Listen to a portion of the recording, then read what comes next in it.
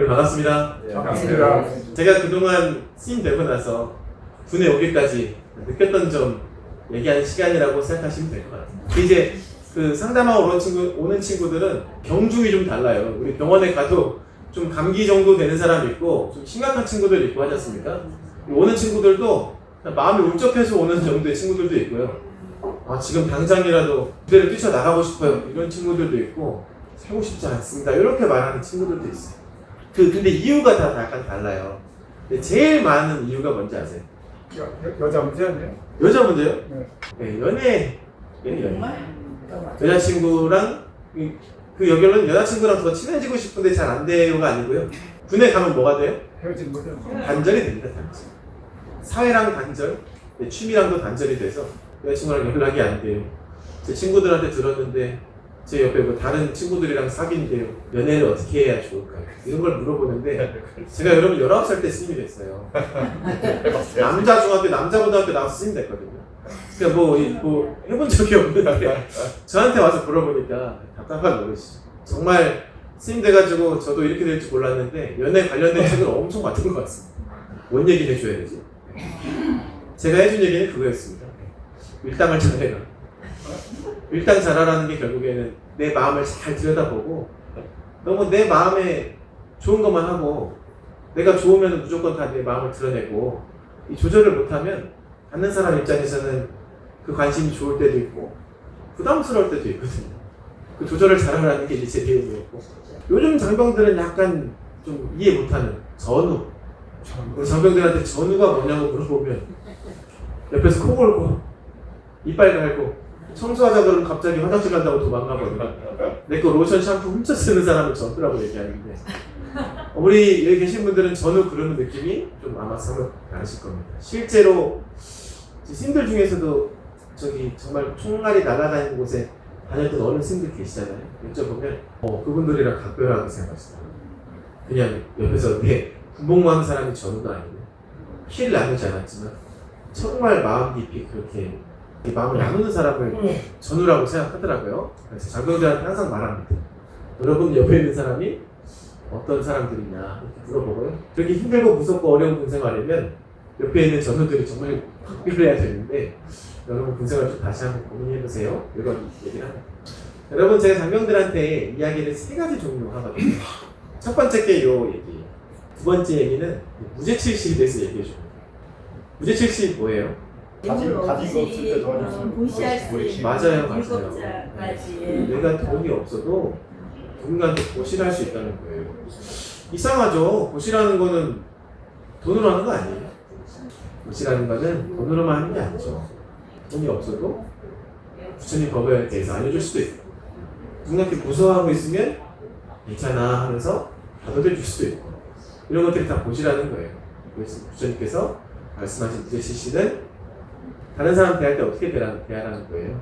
여러분 저희 법당에 왔는데 여러분 지금 다 저를 너무 따뜻하게 맞이해주세요. 웃어주시고 되게 친절한 눈으로 바라봐 주시고 제가 왔는데 여러분께서 야 저는 무슨 얘기 하나 보자 이렇게 한상 쓰고 이렇게 보고 계시면 제가 와가지고 여기 좀 복귀하기 좀 어렵다 이런 생각 들 거예요. 그렇죠?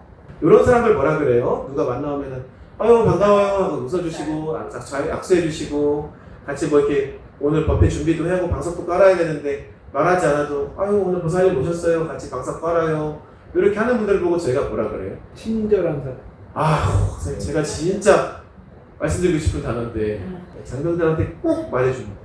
여러분 남을 위해서 웃어주고 남을 위해서 좋은 말 해주는 게 어려운가요? 어렵지 않거든요. 조금만 신경 쓰면 돼요. 근데 여러분 과거에는 다 친절하셨는데요. 요즘은 젊은 분들은 이게 무기가 됐어요. 그렇지 않은 친구들이 많거든요. 자기 후임, 동기, 성인들한테 그렇게 친절하게 대하는 게 경쟁력이 됐어요. 세 번째 얘기도 이제 여러분이 다 아시는 얘기입니다. 저는 초등학교 때 7살쯤에 EBS라는 교육방송이 있는데 맹인보상, 장애인 코끼리 만지기에 대한 얘기입니다. 이거 너무나 다들 잘 아시죠? 제가 이 자리에 모시고 말씀하시라고 해도 저보다 더 잘 말씀하실 거예요. 장병들한테 항상 갈 때마다 이 얘기를 해줍니다. 여러분이 핸드폰 보면 어떤 생각 드세요? 장병들의 90명은 100명 중에 90명은 쓰고 싶다 그래요. 근데 정말 환장할 노릇인 게 이 친구들 지금 핸드폰을 다 쓰게 줍니다. 저녁에 다 일과 끝나면 쓰게 줘요. 쓰다가 다시 나중에 걷고 하는데 옛날에 주지도 않았지 않습니까? 지금은 줘도 그 이후 시간에 또 쓰고 싶어요. 욕심이 끝이 없기 때문에. 핸드폰 보면서 어떤 생각이 드는 거는 자유죠. 정해진 답이 없습니다. 이거 보고 삼촌 생각난다 그러면 어때요? 핸드폰 보니까 삼촌 생각이 나요. 삼촌이 사준 삼촌이 이재용 씨냐? 예, 물어봤는데 네, 친구가 맞아요, 고사님. 잘하시네. 자기 태어나서 처음 쓴 핸드폰을 삼촌이 싸줬대요. 그러니까 핸드폰만 보면 삼촌 생각이 나한테. 장병들한테 물어보면 100이면 100 동일합니다. 여러분 핸드폰 보면서 어떤 생각 드는 게 정답이에요? 어떤 생각 드는지 정답이 아니고 모두 다 답이라고 하는 게 정답이에요. 장병들한테 항상 해준 얘기입니다. 맹인 모습. 눈 가리고 코끼리 만져보면 코끼리 커요, 작아요? 그죠? 어떤 부위는 무슨 뭐 뱀 같고, 어떤 부분은 창 같고, 기둥 같고, 벽 같고, 풍선 같고 이렇다 얘기를 해주는 거예요. 서로 모여가지고 내가 만진 것만 정답이라고 하니까 그 대화가 돼야 안 돼요? 대화가 안 되죠. 장병들한테 말해줍니다. 이분들 모습이 어리석어요. 이분들은 틀린 답을 말한 게 아니에요. 각자가 봤을 때 정답을 말해요. 근데 우리가 봤을 때는 어때요? 완벽한 답이 아니니까 정답이 아니라고 말하는 거다라고 말해줍니다. 여러분 사물을 봤을 때 여러분 어떻게 봐요? 어떤 상황에 처했을 때 어떻게 봐요? 내가 처한 상황대로 내가 보이는 이 모습대로만 보여요. 이 뒤에 모습 보여요? 안 보여요? 안 보입니다. 네, 라고 이제 장면들한테 얘기를 해준다는 거예요. 여러분한테 하는 게 아니고 이 뒤에 모습은 제가 말해줘야 알 수 있어요. 검은 화면인지 이 바탕화면이 무슨 프롬 화면인지를 부처님 화면인지 이런 거를 제가 말해줘야 안다. 그래서 여러분들 제발 나랑 다른 의견을 가진 사람 만나면 그분을 얘기를 잘 들어봐요. 왜냐면 내가 모르는 이면을 지금 보고 계시기 때문에 그렇게 존중하는 모습이 필요하다라고 말해줍니다. 그래서 언제 그게 필요하냐? 군생활 할 때 필요하다. 제가 다 이제 제 얘기로 넘어가서 저는 19살 때 이제 스님 돼가지고 강원 갔습니다. 소환사 강원 갔는데 그러다가 편지가 왔어요. 부모님도 안 주시는 편지인데 누구시지? 우청 씨라는 분한테 왔어요. 우청 씨? 병우청 씨가 누구야? 열어보니까 어떤 내용이었겠어요? 군에 오라 이런 내용이었어요. 근데 제 연사 스님이 제가 그때 어렸을 때 잘못 들었는지 모르겠는데 그 병우청에 전화하면 군에 안 간다는 거예요, 스님들은. 그때 제가 이제 이 스님들이 잘했다면서 이제 병우청에 전화를 했는데 그분이 정말 친절하게 말해주시더라고요. 군에 오라는 편지를 받았어요. 그랬더니 그럼 적힌 대로 몇 날 며칠 어디 가시면 됩니다. 그래서 그게 아니고 제가 벌써 몇 년 전에 이 세속을 떠나고 이 마을에 안 섞이기 위해서 산에 가서 스님이 됐어요. 그래서 그 마을에 내려가지 않겠습니다. 이렇게 했더니 그분이 죄송하지만 종교적인 이유로 군에 안 가시겠다는 거죠. 그래서 그렇게 말하니까 감옥에 가야 된다는 거예요. 나중에 보니까 저희 스승님은 다른 이유로 면제가 되셨더라고요. 스님이어서 면제되신 게 아니고 감옥에 가게 돼서 여쭤보니까 그럼 가라 이렇게 하셔가지고 고민을 했어요. 저희 병사로 갈 수도 있었고 나중에 알아보니까 군종장교라는 제도가 있더라고요. 이게 뭐냐면 스님의 그 4년제 대학을 나오면 그 군종장교라는 걸 갈 수 있다는 거예요. 4년제 대학 그리고 나라에서 인정하는 성직자 자격을 이제 가지고 있으면 되는 건데 스님이 성직자로 들어가더라고요. 고민하다가 그래서 맨날 막내여서 심부름만 하니까 싫더라고요. 쉬는 날이 없잖아요. 자다가도 금조야 거의 떼쓰면서 가야 되고 365일 24시간 대기 상태니까 장교는 막내가 아니지 않습니까? 그래서 장교로 가서 나도 좀 누군가 심부름 좀 시켜봐야겠다. 그리고 장교로 왔는데 결론은 장교 중에 막내여가지고 똑같이 심부름 하더라고요. 제가 이제 어쨌든 의욕적 끝에 왔습니다. 와가지고 참 어색하더라고요. 처음에 제 발령받은 부대는 강원도 화천에 이제 이기자라는 부대가 있어요. 없어졌습니다. 네. 우리나라 제일 추운 게 어딜까요? 우리나라 제일 추운 게 철원입니다. 철원. 근데 상식적으로 아시겠지만 고도가 100m 올라가면 기온이 0.5도 내려갑니다. 강원도는 화천 바로 철원 바로 옆에 이 화천인데 이게 다 고도가 높아요. 제가 진짜로 4월 5일 날 머리에 눈을 맞은 적이 있습니다. 5월까지 정말 5월 초까지 저 깊은 높은 곳에는 눈이 살짝 남아있고 정말 이런 데예요. 네. 아침에 영하 16도인데요. 그 동네 기준으로 추운 날이 아닙니다. 그냥 평소의 아침이에요. 제가 그 부대 가가지고 눈이 살살 내리니까 장병들이 좋아했어요. 야, 오늘 실내 점호한다. 엄청 좋아했는데 부대장님이 오신 지 얼마 안 되신 분이에요.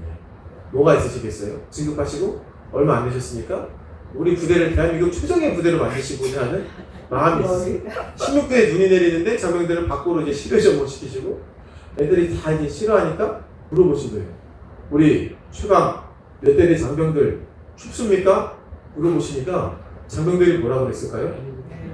그때도 이미 MT들이 들어와 있어요. 10년도 전 얘기인데 예. 춥습니다 이렇게 얘기를 한 거예요. 회장님께서 안 춥게 해주셔야 되잖아요. 집어 넣으실 줄 알았는데 춥구나 미안합니다 하고 들어가서 합시다 했을 줄 알았는데 뛰어갑니다. 상의 탈이 추운데 상의 다 탈이시니까 알통 공고 시키시더라고요. 내가 깜짝 놀랐는데 성인들이 김이 뭐라고 나요. 그래서 또 물어보세요. 춥습니까? 뭐라 하셨겠어요? 안 춥습니다 하면서 엄청 하시면서 이제 실내 좀 하고 있어. 그런 거 보고 그 대장님의 만족스러운 얼굴 실내 점호 하지 그 말씀을 보고 저도 결심했습니다. 빨리 전역해야겠다. 저는 군대에 빨리 전역하려고 왔어요.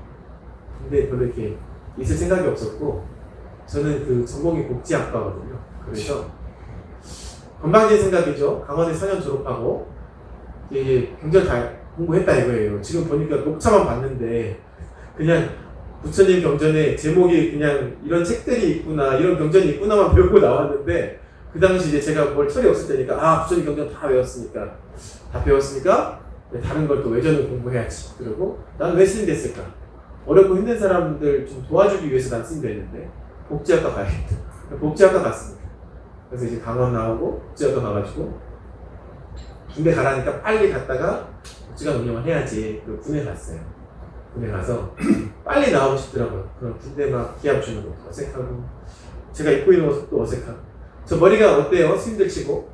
네, 저 완전히 날라리 스님이거든요. 좀만 더 길으면 찰랑하면서 대할 수 있는 길이에요. 이 머리 긴 것도 어색하고 긴 것도 이유가 있어요. 제가 승복 입고 머리 완전 밀고 이 법당에서 신병들 자살예방 교육을 했거든요. 제가 거기에 장병들한테요 부처님 말씀 한마디도 한 적이 없습니다. 자살예방 교육 모두 똑같이 하는 그 교환 그대로 했어요. 여러분 이렇고 저렇고 했는데도 이 나중에 설문은 뭐라고 나와요? 제가 왜 기독교 다니는데 성당 다니는데 다른 종교가 있는데 스님한테 불교에 대해서 교육받아야 되냐 이렇게 나옵니다. 제가 한마디도 하지 않아도 이미 법당에서 부처님 계시고 스님이 얘기를 하니까 그건 이미 설법인 거예요. 그 사람. 제가 그 뒤로 머리를 안 잘랐어요. 지금 자른 상태가 이겁니다. 머리 정말 이만큼까지 기른 적도 있고요. 승복 입을 일이 없습니다. 그래서 군복 입고 다녔거든요. 왜냐하면 제가 만나는 장병들은 불자만 만나지 않습니다. 누구나들 다 만나요. 불자일 수도 있고 교회 다니는 친구일 수도 있고 성당 다니는 친구일 수도 있어요. 처음에 저는 어쨌든 그렇게 이제 어렵더라고요. 가니까 제가 관리해야 될 교회도 있고요. 천주교 그런 건물들도 있고요. 네, 공소라고 합니다. 신부님 안 계시는 성당인데 그런 종교시설도 잘 어렵고 장병들도 또 종교가 불교가 아닌 친구들이 있는데 이것도 어려워. 가면은 그 400명, 500명씩 법회를 그 제 교육할 때 앉아 있고 법회는 200명씩 와요. 저는 여러분 지금 보면 안 해드실지 모르겠지만 저 사람 3분만 앉아 계셔도 여러분 제 이름은 이창렬입니다라도 라고도 말 못할 정도로 수줍음이 많았어요. 얘네들 이렇게 세워놓으면 빨개지고 이랬었거든요. 스님 되고도 마찬가지더라고요. 스님 되고 너무 좋았어요. 사람들 앞에서 법회할 일이 없잖아요. 입만 꾹 닫고 조용히 하고 있으면 아유 우리 스님 정말 열심히 조용하네 이렇게 이제 말하던 때였는데 사람들 앞에서 말하는 게 너무 힘들더라고요. 결국에는 막 400명, 500명씩 모아놓고 교육이 막 2시간, 4시간, 3시간짜리 교환을 줘요. 이거 하라고. 계속 몇 년간 하다 보니까 어떻게 됐을까요? 제가 교환이랑 이런 게 없이 3시간씩은 말하게 되더라고요. 뭐 사람 500명, 1000명 있어도 똑같이 하게 돼요. 편한 제 자신을 보게 됐어요. 저도 이제 그 연고지도 없는 강원도 화천에 가니까 할 게 없거든요. 그래서 와플 기계 가지고요. 와플을 딱 퇴근하고 오면은 와플을 그때부터 만들어요. 코코아 타고 커피 타고 와플 만들어서 항상 밤새 탄약고를 지킨 친구들이 있어요. 저도 한밤중에 할 게 없거든요. 심심하잖아요. 뭐 할 거 있고 한밤중에. 그래서 이제 친구들을 탄약고 쭉 한 바퀴 돌면 한 2시간 정도 걸려요. 가서 막 얘들도 막 피곤하고 힘드니까 좋은 친구도 있고 그러면 그 당직인 척 막 간분이 모은 척 장난치기도 하고 저야 하면서 이렇게 막 하면 애들이 아닙니다 하면서 이렇게 하면은 목사님이야 하면서 이렇게 간식 주면서 얘기도 하고 예, 그렇게 하다 보니까 이게 하루가 지나고 일주일이 지나고 2달, 3달씩 지나니까 이 친구들이 어느 순간에 마음을 열더라고요. 자기 다른 감독님들한테 하지 않던 얘기들을 저한테 털어놓기 시작했어요. 그러면서 생활관에 이제 돌아간 일들도 다른 그 누구보다 잘 알게 됐고 이 친구들 고민거리도 제가 알게 됐습니다. 그러면서 자주 하고 나중에는 전역하면서 저를 찾아오더라고요. 제 손을 꼭 잡고 또 때로는 편지를 써주면서 저한테 목사님 사실 정말 힘들었는데요. 덕분에 잘 버티고 그래서 의미를 찾아서 갑니다. 이러면서 가는 친구들 보면서 저한테 이제 의미가 생기더라고요. 제가 군생활 빨리 전역하려고 갔는데 어느 순간 저도 이 친구들 보다 보니까 아, 군에도 어려운 사람들이 있구나. 나는 왜 스님이 됐지? 나는 왜 복지관 운영하려고 했지? 제 이제 출가 동기를 다시 이렇게 되뇌이면서 군에 조금 더 2년 다닐 때까지 해보고자 하는 마음이 생겼어요. 이 항상 무언가 하고자 하는 데는 여러분 이 마감기잖아요. 제가 제 의사 스님께 스님 빨리 하고 나오라 하셨거든요. 제 스승님은 그 수자 스님이세요. 그래서 제가 무조건 참선하기를 원하세요. 참선의 길이 화두로 드는데 길이 항상 이렇게 하시는 분인데 제가 이제 그 복지관 운영하더라도 몇 년간 술방에 앉아보고 네가 이제 그걸 지나면 그때 가라 이렇게 하셨던 분인데 알겠습니다 하고 왔다가 제 군에 더 오래 있겠다 그랬더니 연락하지 말라고 하시더라고요. 이제 그건 좀 아닌 것 같은 거예요. 제가 하고 싶은 게 있는데 스승님의 그런 의사 스님의 반대까지 무릅쓰면서 할 건가 엄청 고민했어요. 그래가지고 전역을 했습니다. 다시 선방 바로 갔습니다. 제가 이제 인천에 용화사라는 용화선언 있는데 네, 거기 정말 근데 가보고 느낀 거는 너무 좋더라고요. 제가 지금도 전역하는 젊은 이제 스님들한테 군에 계신 스님들한테 전역하면 정말 선방에 한번 꼭 가보라고 항상 얘기를 합니다. 가서 앉아 있으면서 내가 왜 스님 된지 다시 한번 살펴보고 화두도 들어보라고 얘기하는데 저는 어쨌든 뛰쳐나왔습니다. 화두가 안 들어가시더라고요. 이게 깊이 들어가야 되는데 어느 순간 딱 걸려요. 근데 제가 걸린 거는 내가 하고 싶은 게 있는데 의사선생님 한마디 때문에 못하고 나온 거에 대해서 해결이 안 되더라고요. 그러니까 더 내려가야 되는데 이 밑에까지 안 가지고 반발심이 올라와요. 의사선생님에 대한 서로 불편함. 그래서 어차피 이 상태로 이거 해결 못하면 화두는 더 이상 못 들겠다 싶어가지고 그 철 끝나자마자 그냥 스님께 말씀드리고 허락이랑 이 허락을 득하고 나와야 되는데 정말 이제 불효상자죠. 그냥 거의 통보만 하고 다시 재입대를 했습니다. 제가 다시 군에 왔어요. 그게 가능한가요? 예, 가능합니다. 나이 만 35세 전에는 다시 재입대할 수가 있어가지고 그래서 다시 이제 군에 시작을 했어요. 잘하셨네요. 예, 우리 그 계셨던 분들이 놀리시더라고요. 처음부터 그러니까 전역하지 말라니까 왜 전역을 해서 다시 오냐 고생을 하냐 이러면서. 근데 저는 그게 너무 좋았습니다. 다시 오는 게 또 좋더라고요. 아침에 출근하는데요. 아침에 딱 눈 뜨면서 부처님 뵈러 가면 기분이 좋아요. 끝나고 예불 드리고 식사하고 공양한 다음에 부대원들 보러 가잖아요. 제가 재입대 하니까 제 부대가 저희 법당이 민통선 안에 있는 법당이었거든요. 코로나 시기에 다시 오는 바람에 멧돼지랑 고라니 빼고는 민간인 볼 일이 없어요. 군인들밖에 없어요. 거기 전방에 그런 곳입니다. 왜냐하면 재입대를 했는데 또 강원도 하천으로 보내줘가지고 27사단은 좋은 곳이었어요. 15사단에 저 전방에 그 GPGOP를 담당하는 부대로 저를 보내주셔가지고 거기 나올 일이 잘 없더라고요. 근데 누군가는 그게 너무나 힘들고 어려운 군생활인데요. 저는 아침마다 즐겁더라고요. 그 장병들 줄 간식 사가지고 가서 얼굴 보고 찾아줄 생각에 네. 사실 죄송한데 제 재입대하고 나서 한 7년 지났거든요. 지금 아침마다 그런 느낌 들지는 않는 것 같아요. 그 당시엔 정말 아침마다 즐겁고 딱 눈을 뜨면 부처님 뵈는 그 애부라는 시간이 너무 좋더라고요. 조금 있으면 장병들 보러 가고 그러면서 그 계급이 뭔가요? 저는 이제 소령. 소령은 아니고요. 이제 소령진이라는 계급입니다. 그렇지. 예, 올해 이제 소령으로 달아주는 지금 친구. 케이스. 예, 이미 저보다 그 후배들도 소령. 소령 이제 제가 왔다 갔다 하면서 좀 꼬이는 게 있어서 제가 구매해 와서 느낀 첫 번째 어려움은 저는 다른 사람들 앞에서 말하는 게 어려운데 그래서 자꾸 말하다 보니까 그걸 극복을 했고요. 두 번째는 머리 길고 승복이 아닌 옷들 입는 게 정말 어려웠는데 이게 이제 그게 됐고 세 번째는 여러분 웃기는 얘기지만 제가 4년 강원을 졸업하고 군에 올 때 부처님 경전에 대한 이야기를 장병들한테 얘기해 줄 수 있다는 그런 어떤 나름의 원대한 건방지기도 하고 교만하기도 하지만 원대한 그런 생각들이 있었어요. 장병들한테 부처님 경전에 대한 얘기를 해주니까요. 알아들었을까요? 화엄경에 대해서, 화엄경에 대해서, 대승기일실론에 대해서 그 설명을 해주니까 장병들이 그러면 잘 다 했어요.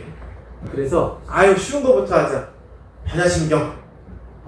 반야신경이 짧지 쉽나요?